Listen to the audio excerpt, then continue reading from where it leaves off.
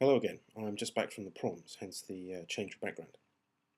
Let's talk a little bit about actuals. One reason that we don't particularly want to compare velocity to any notion of how long it actually took to do anything is that that leads in the direction of treating velocity as a prediction of a duration. In fact, I once worked with a team uh, who, over time, arrived at a velocity which, by coincidence, was numerically equal to the number of man-days of effort available in an iteration at a certain point in the year. At this point, they decided that they now understood velocity. Velocity was an estimate in man-days, and when the next planning meeting came around, they estimated on that basis and did their planning. And what happened was that their nicely converged velocity suddenly was all over the place for several iterations until they managed to forget that they'd ever had this agreement between the number of days of effort available and the velocity. We shouldn't be looking inside the units of velocity because we shouldn't be treating them as a prediction.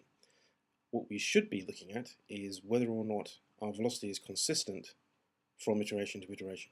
We should be looking at whether or not our commitments are accurate compared against what we can actually achieve in an iteration.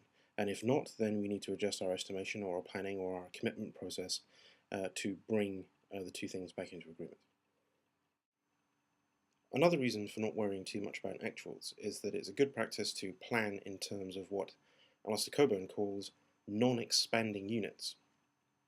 As all of us who've worked on projects know only too well, the man-day of effort is a pretty much infinitely expandable unit, and that makes it a poor unit to use for tracking, whereas a lump of functionality, such as a story, or a function point, or a feature, or whatever you want to call it, or even a functional test that doesn't pass yet, does not change unless you actually go and change it, as it were.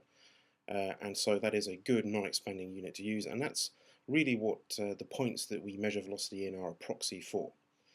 It turns out that if you have a large and long enough lived project, you can track and estimate very well purely in terms of stories, because the law of large numbers gets on your side, and we can pretty much average out sizes of stories, large and small, as we go, and not even worry terribly much about estimating in terms of any smaller unit.